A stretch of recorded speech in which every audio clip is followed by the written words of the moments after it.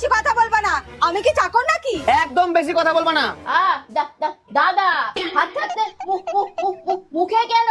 তাই তাহলে দেখাবো হাতের ব্যবহার। ওকে কি বলছো? রান্না বান্না না করে বসে বসে ফোন টিপছো, আবার বড় বড় কথা। কই মা থাকলে তো এমনটা করতে পারো না। আজকে আমার ছুটি, ব্যাস। ছুটি তো ঠিক আছে, আজকে এই বাড়িতে খাওয়া দাওয়ারও ছুটি। এই বসলাম লাঠি নিয়ে, দেখি কে খাবার খায়।